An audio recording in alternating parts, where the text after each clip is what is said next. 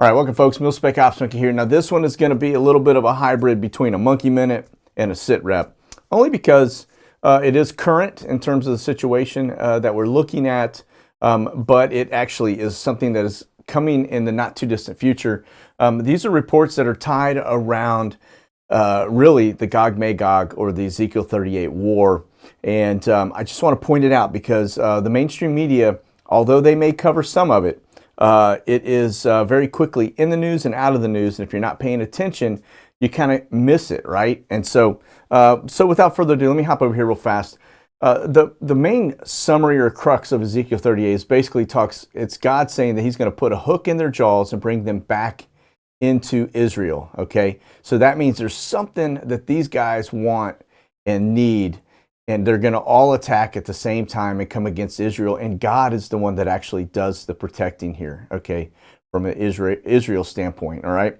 Now, if you look at the actual scripture itself, Ezekiel 38, basically God says that I am against you, Gog, okay, chief prince of Meshech and Tubal. He says, I will turn you around and put hooks in your jaws and bring you out with your whole army. Now, notice down here below, it also starts to talk about these other locations that are coming in with them as well.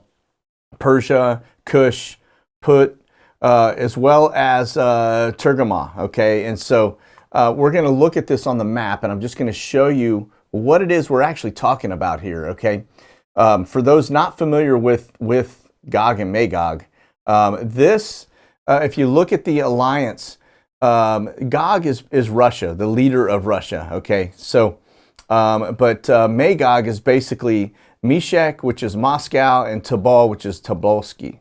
Okay, Gomer is the European Union, really, for the most part, and then Togarmah is Turkey. All right, now we see a lot of this taking place now today in this general region. That's why it's important to pay attention to what's really going on. But then you also have Ethiopia that's come across.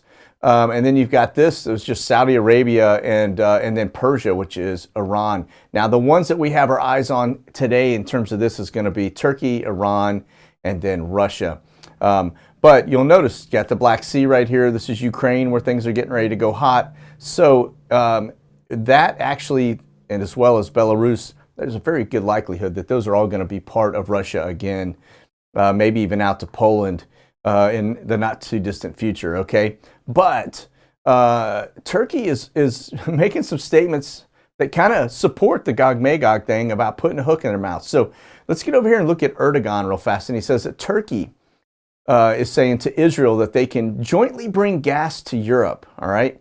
Now, I'm a firm believer that the gas that they are talking about and oil that is going to be fed into that region is because Israel is sitting on one of the biggest, wealthiest oil and natural gas reserves in the world, okay?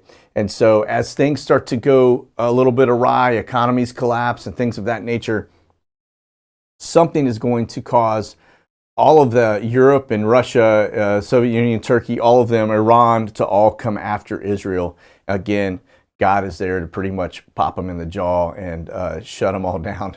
And so it's going to be really, man, to be a fly on the wall for that one. Thankfully, we won't be here for this, okay? But let me just show you too. So we got Erdogan talking about jointly bringing gas to Europe. Okay, so that ties in Turkey, and it ties in what we see over here at Gomer, right? And so that is these two locations. So you got Tergama and Gomer, right? So that's what he is talking about, Israel being right here on the map, okay? Now we get over here, and I just want to show you too the date of Russia being announced, okay? This is, I mean, Russia is Gog, right? And so they are on the move from a military perspective, okay, in a very big way, very bold way. But again, once Russia makes those moves, they get settled in, what's the next step, right? It's just inching closer to this Gog-Magog attack against Israel. We don't think it's very far off, just based on, you know, all of the other prophecy news that's coming into play, like the third temple, like right, Daniel 9:25 through 27, etc., as we watch the world unfold. Now, here's the other thing. The West abandons the Russia SWIFT plans to Ukraine, and they're saying this is basically an economic bomb, right? So they're going to put a sanctions package against Russia. that is going to basically cripple them. Okay. Now remember that hook in the mouth. Okay. You've got Erdogan talking about already Israel and their gas into Europe, and now here you've got a squeeze being put on Russia because they're going to invade, or more than likely will invade, Ukraine, and that's going to cause sanctions, which is going to basically cause them to need to find other resources. All right, so you kind of seeing how it fits together, right? Okay, now here's the other thing too. I just want to point out that Russia is now saying that there is significant progress being made in the Iranian nuclear talks. Remember, at the end of the day, Russia, Turkey, and Iran, the three primaries that are tied into the Gog-Magog, are all still here. All right, so just remember that. So as you watch the news take shape, don't think there's going to be some magic bullet and all of a sudden these guys are gone. They're in the Bible, they're in the end time prophecy, and we are not. All right, so kind of do the quick maths, right? So, but I just want to point that out. That and oh, by the way, this Iranian nuclear talk, you know who the enabler is for all of this? United States of America. Yeah. You got it. So we are the ones that are basically lightening up the sanctions. We're the ones that gave them plane loads full, $400 billion worth of money to basically fund their nuclear program under the Kenyan as he was exiting out of the office, and just straight up criminal. But we are the key enablers, the ones that are driving them to this capability. And so, you know, I guess we get everything we deserve, really, right? All right. Now, here's the other thing, too, I want to point out. In the region, Yemen rebels are also talking about the U.S. is behind this escalation, okay, prompting strikes into Saudi and the UAE. Have we heard that before? We actually have, haven't we? Look at this. The West is accusing Russia, which has amassed 100,000 troops, but right here, Moscow on Tuesday is accusing the United States of ratcheting up tensions over the Ukraine, right? What happens when you have a president that's got a 60% disapproval rating? He wants to take eyes off of him, okay? What's the best way to do that? War, right? He's going to make a big move that's going to take everybody's eyes off of him, and they're going to be looking at the situation going on in the world and forget about the knothead that we have in office, okay? So this becomes important, though, because it's not just, you know, as you see the U.S. stirring the pot. This is our history. We've been doing this for quite some time. We, the people, have heard about it, but we've always thought, nah, we'd never do something like that, right?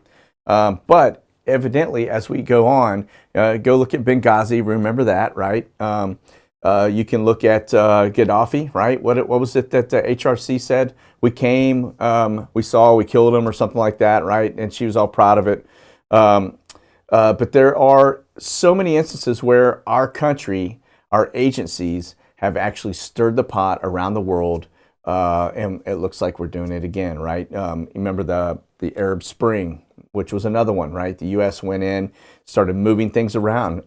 Remember ISIS, or as the old Kenyan would call them, ISIL, right? That ties to the Levant. So, yeah, this is not a shocker that we are stirring the pot and we're behind all this. I have a feeling this one's going to turn around to bite us right in the backside, okay?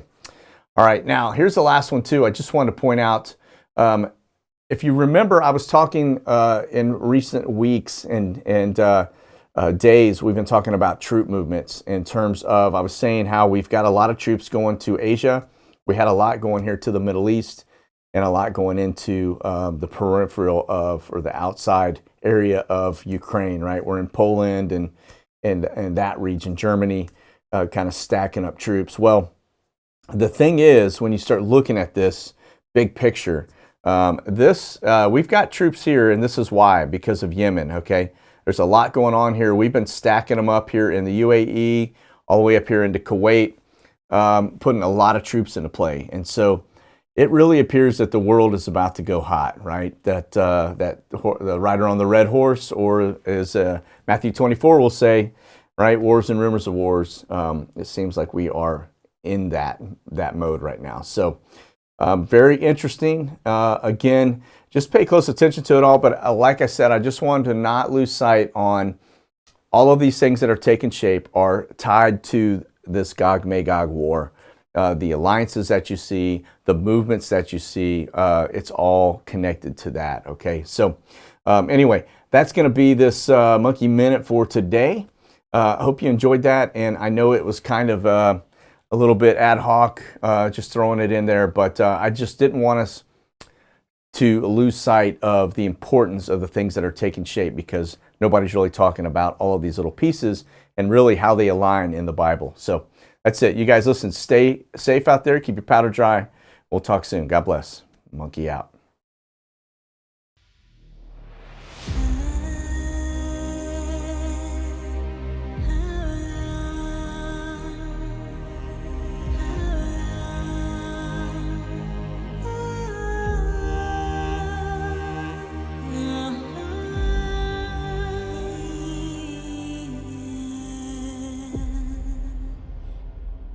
Check out the latest gear and products at monkeywerxus.com.